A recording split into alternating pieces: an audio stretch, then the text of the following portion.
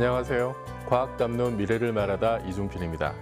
알파고가 기존 인공지능 알고리즘보다 압도적으로 뛰어날 수 있었던 이유는 인간의 뇌를 모방했기 때문입니다. 기계를 비약적으로 발전시킬 수 있는 단서는 결국 인간, 다시 말해 인간의 뇌에게 있었는데요. 전 세계적으로 인간의 뇌에 대한 비밀을 풀기 위한 움직임이 활발합니다. 그 중심에 바로 뇌과학이 있습니다. 그런데 우리는 뇌과학을 제대로 알고 있을까요? 뇌과학이 무엇인지, 또 뇌과학을 통해 무엇을 이해할 수 있는지 함께 이야기해 보겠습니다.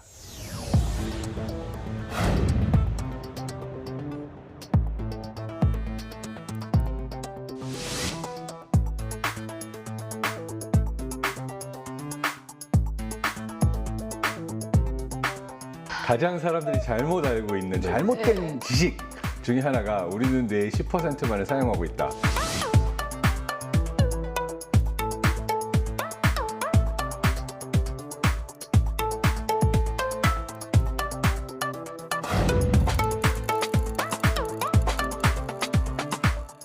신경계를 연구하고 관측하고 조작할 수 있는 기술을 발전시킴으로써 뇌에 대한 이해를 진전시키겠다.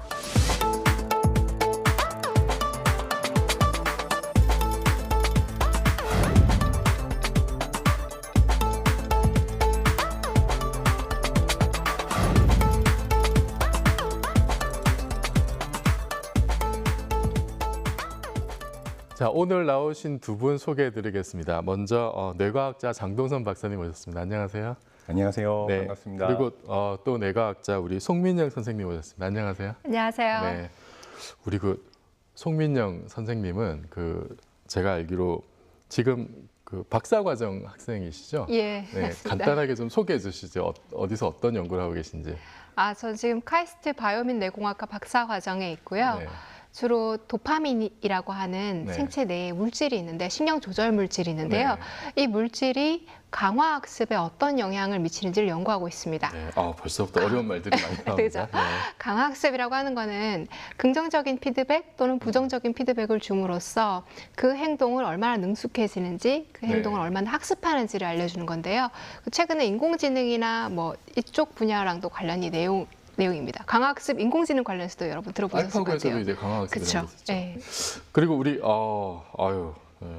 흔히 말하는 엄친아 우리 장동선 박사님 오셨는데 저 개인적으로 팬이에요. 나오신 예능 프로도 잘 봤고요. 우리 장 박사님 하면은 또 이제 유명한 게 2014년, 15년에 이제 독일 사이언스 슬램 그리고 세계 페임데이 인터내셔널 거기서 또 이제 주목을 받으셨다고. 그래서 사실 우리나라 말고 외국에서는 이제 과학 커뮤니케이터로도 굉장히 유명하신 분으로 알고 있는데 이게 어떤 대회인지 한번 좀 소개 좀 해주세요. 자기 자랑 좀 해주세요.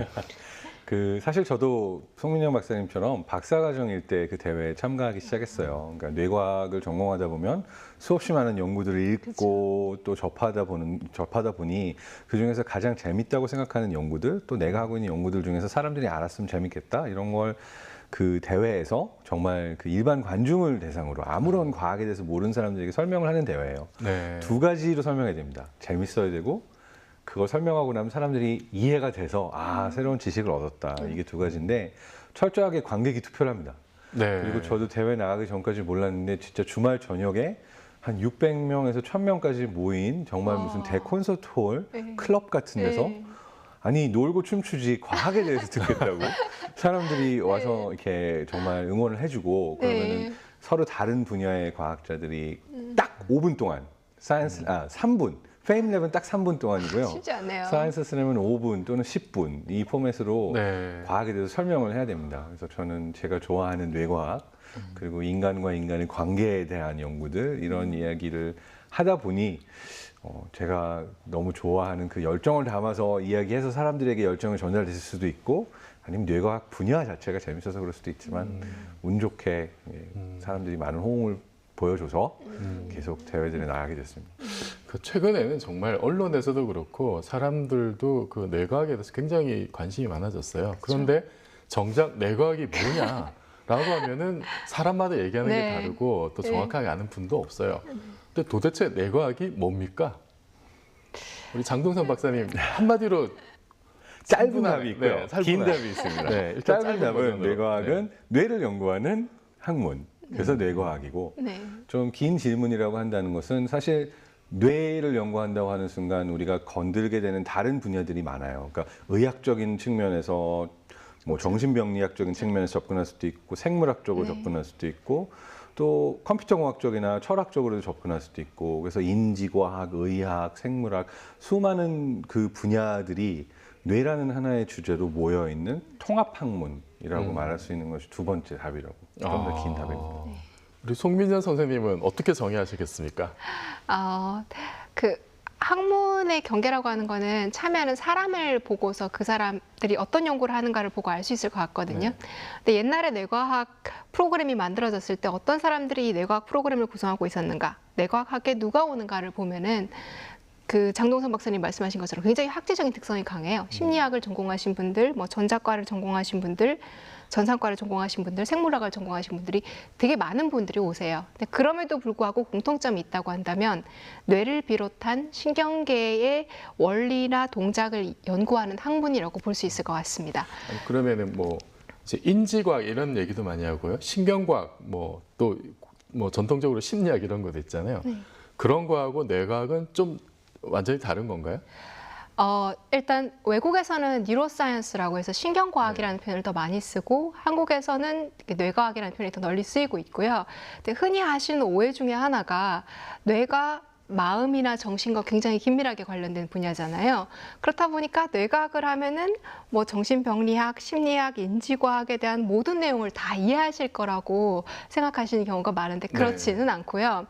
또 반대로 그렇다고 해서 뇌과학이 심리학이나 인지과학에 완전히 포함되느냐 하면 그것도 아니고, 그러니까 오히려 일정 부분 겹치는 부분이 있고 겹치지 않는 부분들도 있고, 그러니까 그렇게 보시면 될 것 같습니다. 마지막 풀리지 않은 미스테리가 인간의 뇌라고 하잖아요. 그러다 보니 어느 측면에서 어떠한 시각을 가지고 접근하느냐에 따라서 좀 심리학적인 관점에서 접근할 수도 있고 인지과학적인 측면에서 접근할 수도 있고, 근데 말씀하셨던 것 중에 신경과학과 뇌과학은 기본적으로는 같은 학문으로 얘기를 합니다. 그러니까 뉴로사이언스, 브레인 사이언스 이런데 브레인이라는 것이 중추신경계잖아요. 네. 그러다 보니까 이제 신경과학은 뉴로사이언스, 뇌과학, 브레인 사이언스 그 두 가지는 같은 걸로 봅니다. 근데 그 외에 인지과학이나 뭐 심리학과는 겹치는 부분들이 있고. 네. 말씀 듣다 보니까 뇌과학이 기존의 학문 분야로 완전히 설명되지 않는, 말하자면 좀 새로운 어떤 분야 같아요. 그래서 뭐 지금 우리가 알고 있는 여러 분야들이 이렇게 섞여서 정말로 말씀하신 대로 융합적인 분야가 아닐까 이런 생각이 드는데, 뇌과학이 사실은 이렇게 집중적인 조명을 받기 시작한 게 굉장히 최근이라고 저는 이제 알고 있거든요. 이게 뭐 특별한 이유가 있는 건지, 뭐 지난 한 10여 년 정도 21세기 들어와서 갑자기 엄청난 뭐 돌파구가 마련이 된 건지, 왜 갑자기 이렇게 뇌과학에 관심들이 많아진 거죠? 그 연구자로서 어떻게 이 현상을 받아들이십니까? 일단 과학에서 집중 조명을 받게 되는 학문들은 기술적으로 측정을 하거나 실험을 할 수 있는 방법론이 진화를 하면서 각광을 받게 됩니다. 예를 들어서 한동안 클론 기술이라든지 뭐 유전하기 각광을 받았던 것도 그러한 어떠한 새로운 기술적 발견이 있은 이후부터였잖아요. 뇌과학의 경우에는 크게 두 가지의 그러한 큰 변화들이 있었다고 할 수 있는데, 하나는 뇌영상 기술의 발달로 우리가 어떤 생각을 하거나 어떠한 그 뇌에서의 패턴들이 있을 때 그것을 보여줄 수 있는 형태의 영상 기술들의 발달, 이걸 통해서 일반인이 쉽게 접할 수 있도록 뇌에서는 이러한 그 액티비티들이 오고 가고 있구나, 활동들이 오고 가고 있구나 볼 수 있는 것이 하나의 그 어떠한 브레이크트루, 그러니까 새로운 혁신이었다고 할 수 있고, 두 번째는 가장 최근에 일어난 것인데 머신러닝, 그러니까 기계학습이라고 그러죠. 네. 인공지능에서의 기술을 대부분 뇌에서의 패턴 분석을 할 때 다 사용을 합니다. 그리고 인간의 행동을 분석할 때도 사용하고, 그래서 사실 인간이 그냥 생각만으로 종이에 무언가를 적어서 분석할 수 있는 그 차원들은 한계가 있어요. 보통 우리는 한 3차원, 4차원 정도까지는 누가 설명하면 대략 이해할 수 있다고 하지만, 복잡계로 넘어가거나 정말 막 20차원, 40차원 이렇게 정말 복잡한 어떤 현상에 대해서는 사실 설명할 수도 없고 우리의 뇌가 이해하기 어렵거든요. 근데 그러한 어떠한 복잡한 패턴들을 분석해 줄 수 있는 기술이 기계학습, 인공지능을 통해서 나타났고, 그러다 보니 이전에 알 수 있는 어떠한 그 인사이트들보다 더 많은 어떠한 빅데이터를 통한 인사이트를 우리가 얻을 수 있었고 활용할 수 있게 된 것, 이 두 가지라고 정리할 수 있습니다. 그렇군요. 우리 송민현 선생님, 그러면은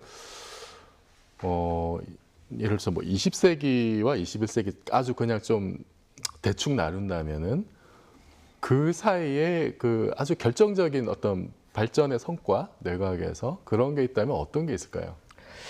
글쎄요, 결정적인이라고 말을 하기는 좀 그건 좀 애매한데요. 어렵습니까? 예.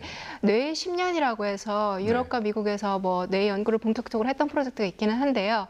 아무래도 대중들에게 뇌과학이라는 단어가 친숙해지기 시작한 것은 장동선 박사님 말씀하신 것처럼 뇌영상 기술이 나오게 되면서 이제 뇌영상 기술은 사람의 뇌를 연구할 수 있게 하는 기술들이다 보니까 대중들이 이해하기도 훨씬 더 쉬워진 거예요. 네. 더 재미있고요.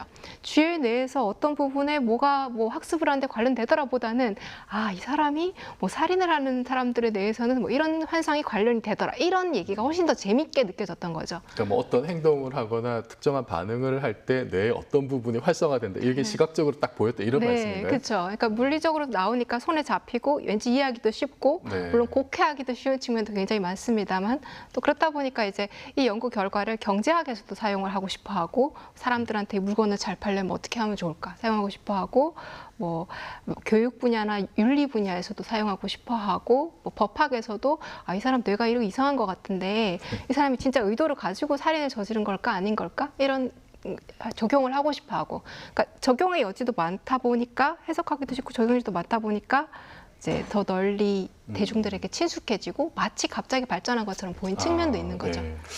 제가 또 궁금한 게 뭐 그럼 지난 10년 동안 이렇게 뇌과학에서 엄청난 성과가 있었다라고 하는데 그러면 그거를 종합해서 한마디로 인간의 뇌란 도대체 뭐냐? 뭐 이제 저는 사실 뇌를 잘 모릅니다만 이렇게 뭐 좌뇌 우뇌가 있고 뭐 이제 대뇌가 있고 뭐 소뇌 간뇌 뭐 또 대뇌 피질 뭐 전두엽 이런 단어들만 들었거든요. 이거를 좀 종합해서 지난 어떤 10년의 성과들을 다 모아서 봤을 때 인간의 뇌란 이거다. 이런 일을 하는 거다라고 이렇게 설명을 한다면 간단하게. 보통 그런 질문을 받으면 사람들이 이러한 설명을 좋아하거든요. 기자도 좋아하고 미디어도 좋아합니다. 그래서 그런 설명으로 다 설명이 되지 않는다라고 저는 늘 설득을 하는 편이긴 합니다. 제가 제일 좋아하는 연구 논문이 하나 있습니다. 2008년도에 나온 논문인데 바로 뇌과학 설명의 매혹적인 유혹? 뭐 이렇게 번역할 수 있을 것 같아요. 뭐냐면 어떠한 사실이건 말이 되는 거건 말이 되지 않는 거건 뇌과학 연구에 따르면 또는 뇌 연구를 했더니 라는 식으로의 문장 하나만 앞에 붙이면 사람들에게 신뢰도가 확 올라가는 거예요. 그래서 그러한 의미에 있어서 질문에 답을 드린다면 지난 10년 동안의 결과를 간추리자면 사람들이 이렇게 뇌과학을 종교처럼 뇌과학 연구에 따르면 이런 말만 해도 믿게 되는 그런 학문이 됐다. 뭐 이렇게 재밌게 좀 돌려서 답변 드릴 수는 있을 것 같습니다. 네, 송민현 선생님. 저도 말씀 듣고 약간 긴장되는 느낌이 들었는데요. 이렇게 곡해될 수 있는 측면이 있어서 말씀하신 것처럼. 근데 저에게 뇌는 어떤 거냐면 뇌는 마음과 가장 관련된 기관이잖아요. 그러면서 신체의 일부란 말이에요. 근데 모든 인간이 몸과 마음을 가지고 태어나고요. 죽을 때까지 그 몸과 마음을 건사하면서 살아갑니다. 그래서 뇌에 대한 이해라고 하는 것은 나에 대한 이해, 너에 대한 이해, 인간에 대한 이해와 관련이 되는 것 같고 이 인간에 대한 이해 근거에서 어떻게 살아가나, 어떻게 같이 살아가나, 이 사회를 어떻게 인간답게 만들어 가나에 관련된 학문이 뇌과학이라고 생각합니다. 네.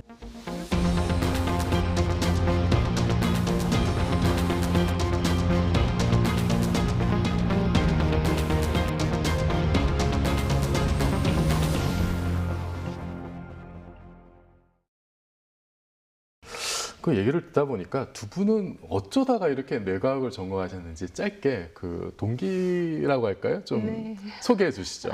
나는 이래서 뇌과학에 투신하게 됐다. 어떻습니까? 제가 중고등학교 때는 수학 경시를 준비를 했었는데요.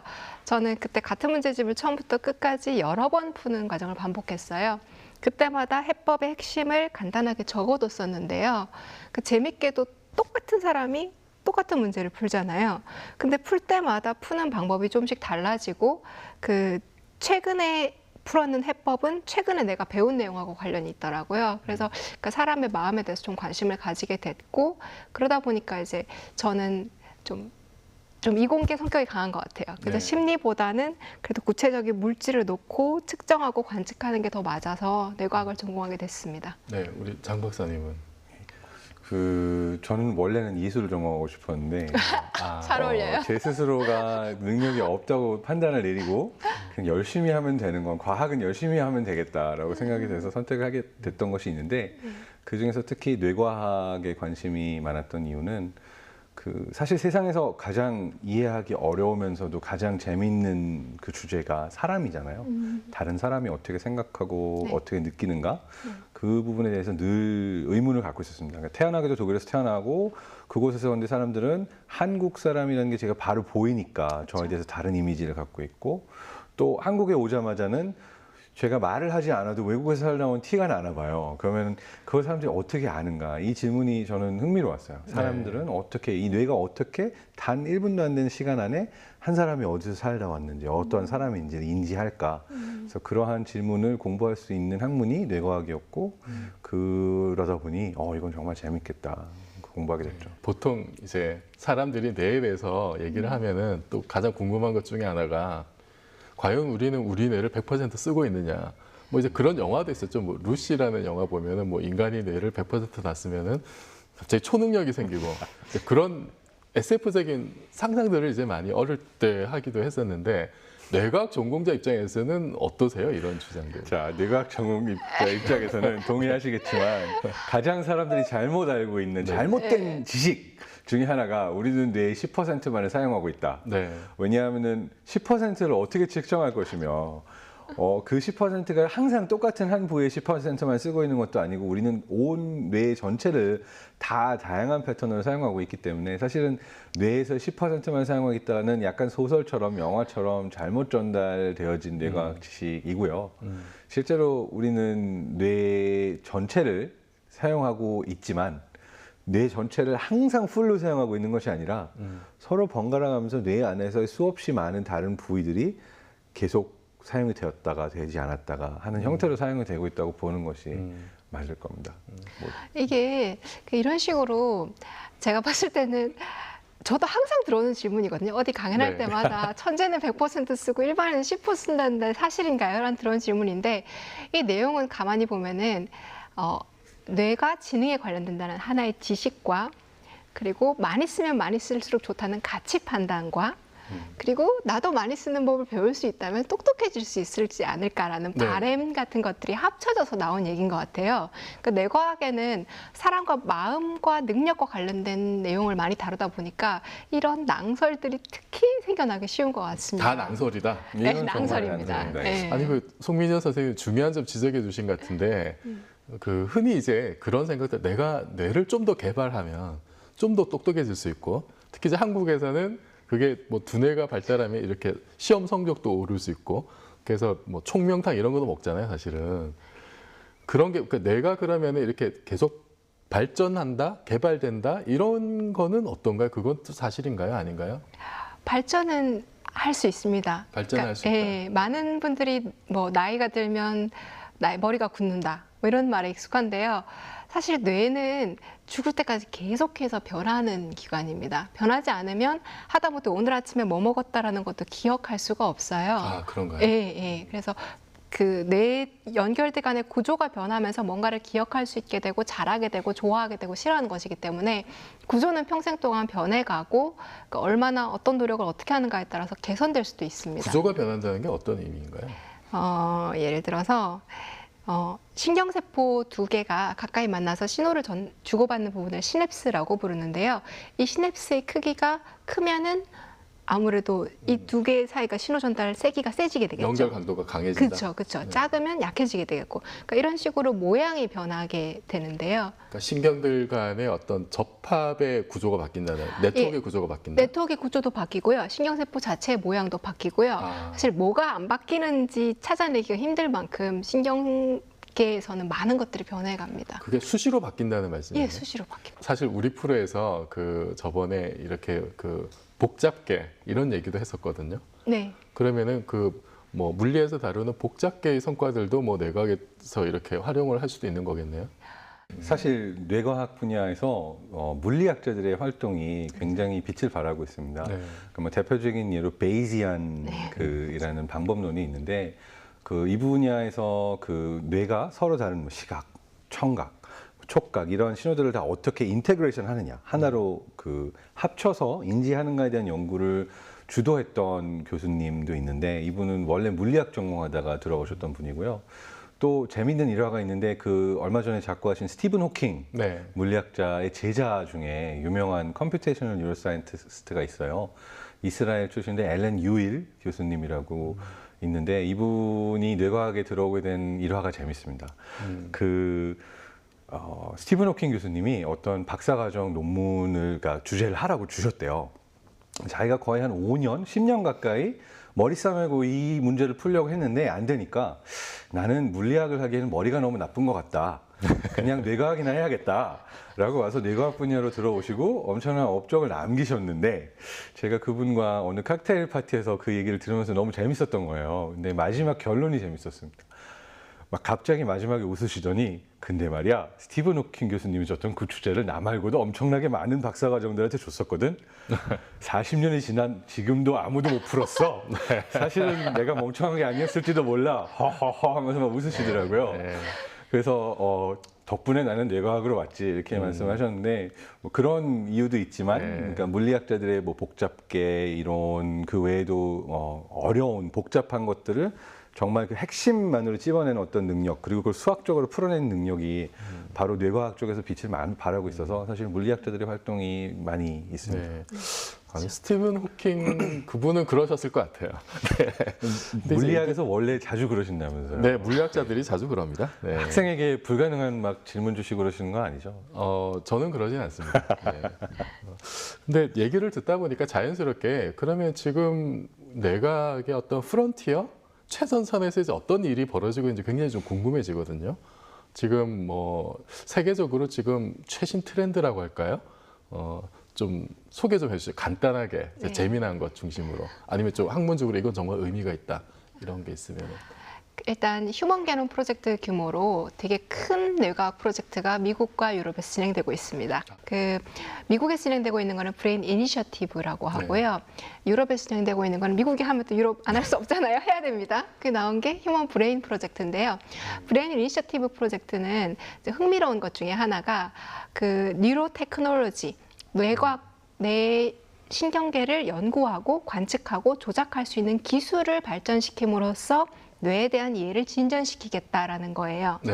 그러니까 그 말은 이제 과학 연구에서 아까 맨 처음에 장동선 박사님도 말씀하셨지만 어떤 측정 기술, 실험하고 조작하는 기술이 얼마나 중요한지를 알 수 있는 부분인데 실제로 이 부분들을 통해서 많은 진전이 이루어지고 있고요.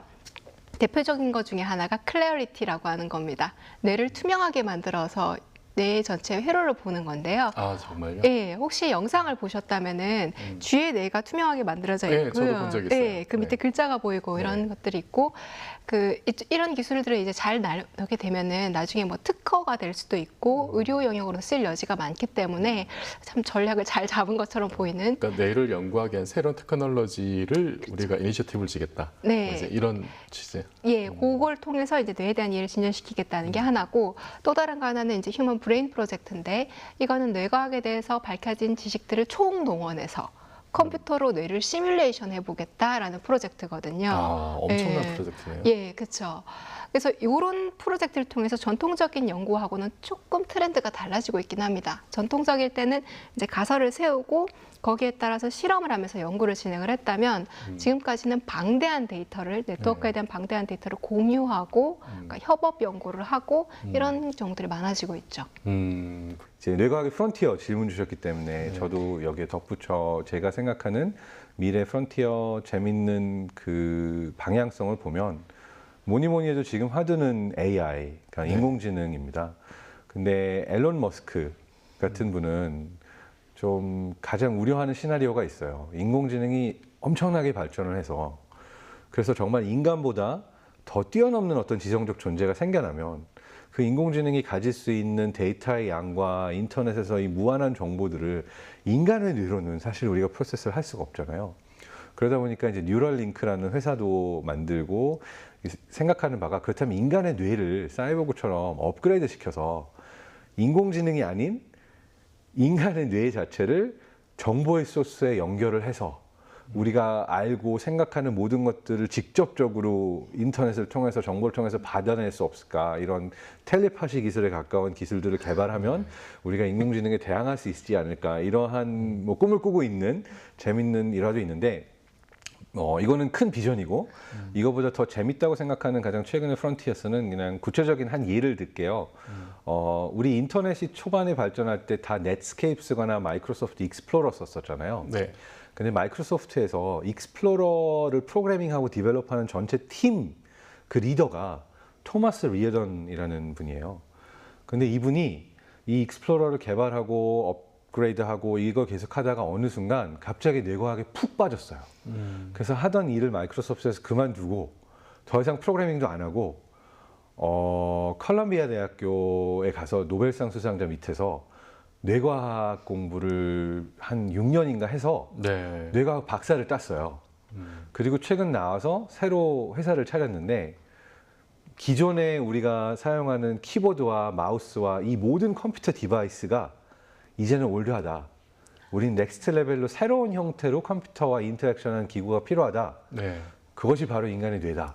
그러니까 우리의 생각을 이용해서, 그리고 생각이 근육에 전달되는 패턴을 인공지능적으로 분석을 해서 컴퓨터와 인터랙션할 수 있는 완전히 새로운 방법을 만들겠다라고 지금 팀을 꾸려서 시작을 했고 스타트업 런칭을 했고 바로 올해 구글, 아마존 이런 쪽에서 엄청난 투자를 받았습니다. 근데 이러한 분야가 바로 저는 기대되는 프론티어지 않을까 생각이 돼요. 뇌와 흔히 얘기하는 뭐 브레인 컴퓨터 인터페이스 이런 건가요? 바로 그겁니다. 그 분야가 제가 볼 때 가장 핫하다고 볼 수 있는 분야고, 네.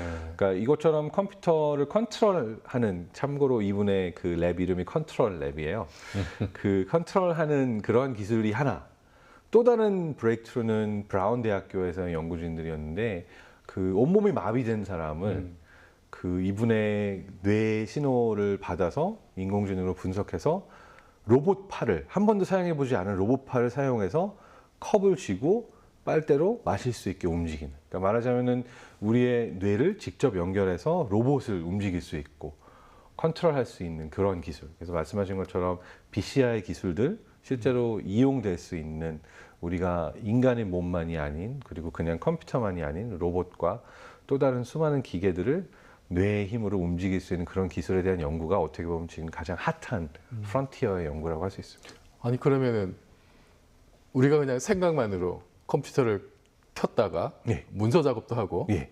우리 보통 글 쓸 때 그런 상상 많이 하잖아요. 내가 불러주는 대로 내가 생각한 대로 써주면 좋겠다. 맞습니다. 지금 그게 실제 연구되고 있는 분야다. 맞습니다.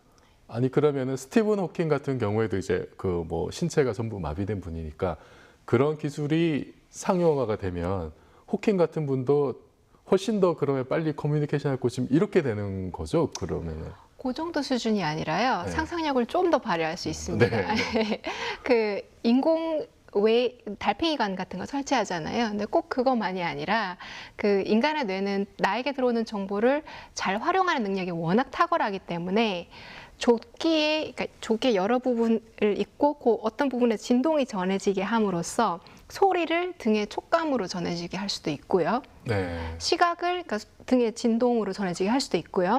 조금 더 상상력을 발휘하면은 화성의 날씨도 가능하고요. 네. 주식시장의 변동도 나에게 학습되게 할 수 있습니다. 아. 그러니까 진화를 거치지 않고도 완전히 새로운 세계가 인간의 뇌에 전해질 수 있는 상태가 된 거죠. 네. 예를 들어서 이런 것도 가능해요. 그러니까 실제로 나와 있는 기술인데 정치인들 같은 경우 예를 들어서 TV 토론을 하고 있어요. TV 토론을 하고 있는데 상대 후보가 뭔가 나한테 큰 임팩트가 있는 이야기를 하고 있는데 난 당장 그것에 대해서 아는 바가 없어요.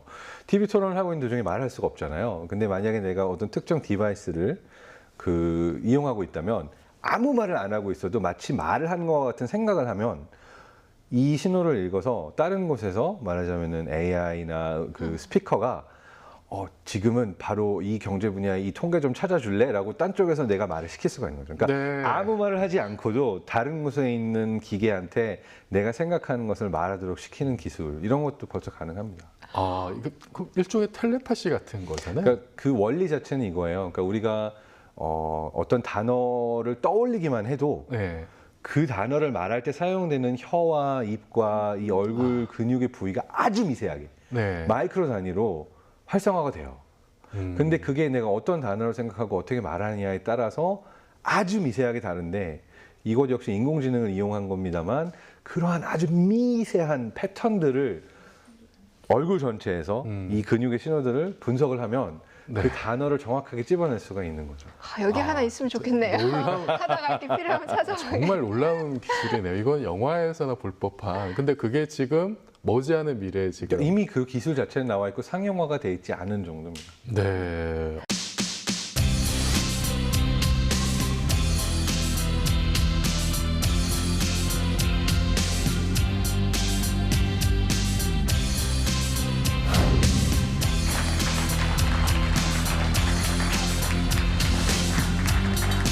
So we call this artificial intelligence, artificial general intelligence.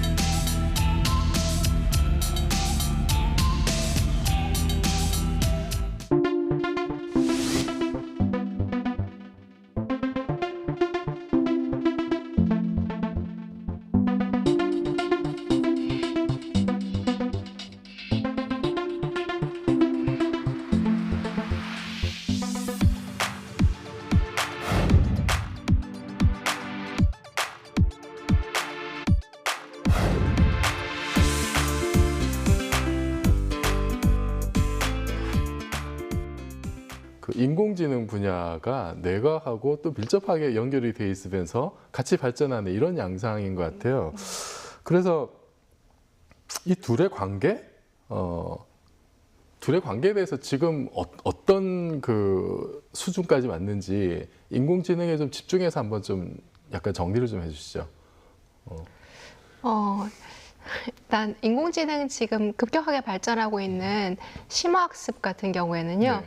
뇌 속의 신경계에 모방해서 그 동작하는 것을 인공지능에 차용하면서 급속도로 발전한 측면이 있고요. 딥러닝이라고 하는 게 그런 예, 건가요? 딥러닝 네. 심화학습이라고 하는 것이 결국은 신경계의 동작을 모방한 측면이 강하고요.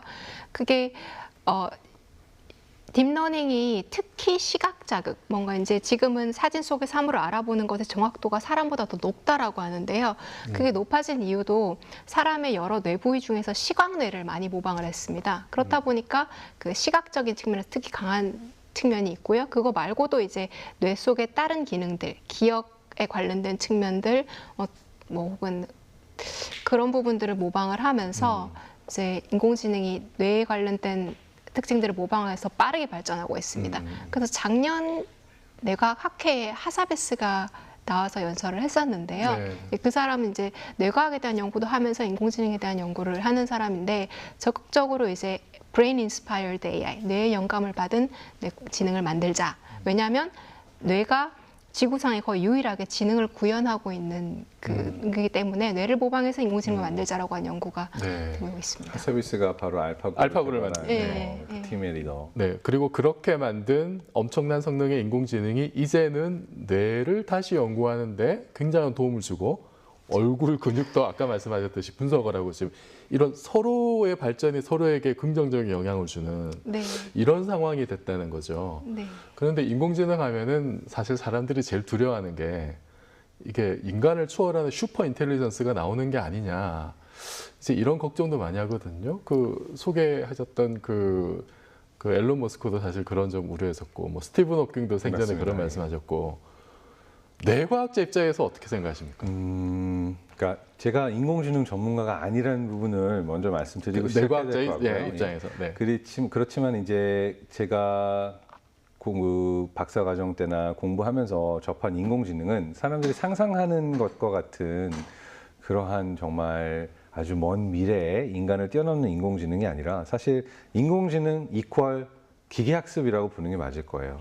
기계학습이라는 것은 그 안에 딥러닝도 있고 그 안에 뭐 겐, 강화, 수없이 많은 그런 알고리즘들이 있는 건데 인간의 뇌에서의 작용들을 본따서 그 인공지능 알고리즘을 만든 건 사실이에요. 그렇지만 결정적으로 인간을 넘어서지 못하는 두 가지 이유가 아직까지는 있습니다. 그 중에 하나는 그러니까 General Structural Learning이라고 해야 되나요? 그러니까 구조적인 학습. 그러니까 뭐라고 말해야 되냐면 인공지능이 바둑을 정말 잘 넣어요. 근데 인간 같으면 바둑의 한 수에서 비율을 보아서 내 삶 속에서 이와 같은 수가 지금 너에게 필요해라고 말을 하면 내 삶과 아무 상관이 없음에도 불구하고 인간은 바로 알아듣잖아요. 네. 이게 외통수구나. 뭐 이러한 것을 알면서 그 비율을 알아듣는데 인공지능에게 이것을 이해하게 하는 것은 아직 불가능해요. 그러니까 한 가지 특정 도메인에서 아주 많은 데이터와 트레이닝을 통해서 인간보다도 뛰어난 능력을 가지게 할 수는 있지만 이것은 이미 계산 능력에 있어서도 그렇고 수많은 다른 분야에서 컴퓨터들이 이미 인간을 앞지른 것은 사실이고 그렇지만 정말 인간을 앞지르기 위해선 일단 하나의 분야에만 국한된 것이 아니라 서로 다른 분야의 이 지식들을 다 서로 이렇게 크로스해서 적용할 수 있는 능력이 필요한데 그 분야는 아직 연구 중에 있고 아직 브레이크트루가 거기까지 가지는 못한 부분이 있습니다. 두 번째는 인공지능이 지금까지는 물론 이제는 데이터조차도 자기가 스스로 만들어낸다고 하지만 어디까지나 인간의 데이터를 기본으로 학습을 합니다. 그러니까 인간이 만들어낸 인간 세상 속에서의 수많은 데이터들을 보고 언어도 학습하고 인지와 판단을 학습하는 건데 이 데이터가 불완전하다는데 네. 어떻게 보면은 문제가 있을 수도 있고 또 한계점이 있을 수도 있는 거예요. 그 두 가지 점이 어떻게 보면 아직까지는 인공지능이 넘어야 될 벽이고 세 번째로는 만약에 인공지능이 정말로 발전을 해서 더 우리가 지금 상상하지 못하는 어떠한 그런 스킬들을 얻게 된다고 한다면 이것이 바로 이제 앨런 머스크나 스티븐 호킹이 두려워하는 시나리오입니다. 그렇다면 여기서의 가장 큰 문제점은 인간과 비교한다는 것 자체가 의미가 없어져요. 네. 그러니까 개미라는 시스템도 사실 개미들이나 곤충들이 어떤 의미에서 인간보다 더 오래 이 지구상에 살아왔고 사실 지구에서 더 잘 적응해서 살고 있는 그리고 그들의 지능을 인간의 지능으로 우리가 판단하기에 또 어려운 형태로 다른 생명체잖아요. 그러한 형태로 인공지능이 정말 발전하게 되면 인간보다 인간과 비교해서 발전하게 생각하는 것보다는 아마 다른 형태로 또 다른 지적인 그러한 미션을 갖고 일하게 되는 존재로 발전하게 될 가능성이 더 높다고 보는 게 맞고 아예 비교 자체가 안 될 수도 있다. 그렇죠. 근데 그 점에서 저희에게 의미가 없다고 생각하는 건 인간에게 의미 있는 데이터나 인간에게 의미 있는 건 사실 내 생각과 내 감정을 이해하고 예측하고 그것에 반응을 해주고 이런 굉장히 심플한 것들인데 뇌가 원하는 것은 과연 그러한 부분들을 인공지능이 정말로 더 잘해줄 수 있을까라고 한다는 건 아직 의문이 있고 잘할 수 있을지도 몰라요. 송민영 선생님 동의하십니까? 동의하는 부분도 많고 좀 이렇게 보충하고 싶은 부분들이 있는데요. 계산 능력만 잘하게 된 것으로도 굉장히 많은 직업들이 대체가 됐죠. 그래서 인간을 완전히 능가하지는 못하더라도 그것만으로도 일단 충분한 사회 변화가 예상이 되고요. 근데 많은 분들이 이제 인공지능에게 지배를 당할지도 몰라, 직업이 사라질지도 몰라라는 걱정을 하실 때 빠진 게 하나가 있습니다. 비즈니스 애즈 유주얼이라는 거예요. 네. 네, 그렇죠. 기후가 지금과 같은 상태로 유지될 거야. 그래서 뭐 극심한 폭풍 같은 게 심해지고 있고 극심한 가뭄이 심해지고 있지만 그래도 여전히 그때도 먹을 게 있을 거고 물이 있을 거고 우리가 질병을 컨트롤할 수 있을 거야라는 가정하에서 그 직업만 걱정을 하고 계신데요. 저는 이제 그런 좀 지구적인 위기죠. 기후 변화나 이런 것들은 저는 정말로 20년 뒤에 20년 전에 저는 선생님이 공기를 못 마셔서 사람들이 산소통을 들고 다닌다. 뭐 물을 못 마실 거라고 하면 진짜 농담이라고 와하하 웃었거든요. 근데 지금은 미세먼지가 많고 물도 사서 먹잖아요. 그것처럼 20년 뒤에 저는 내가 고기를 못 먹을 수 있겠구나. 곤충만 먹을 시대가 20년 뒤에 올 수도 있겠구나. 정말로 질병을 사람이 통제하지 못할 수도 있겠구나라고 생각을 하거든요. 그러니까 그런 위기에 닥쳤을 때 인공지능이 굉장히 든든한 아군이자 수단이 될 수도 있을 거라는 부분도 있을 것 같습니다. 인간이 해결하지 못할 문제를 인공지능이 해결해 줄 것이다. 예.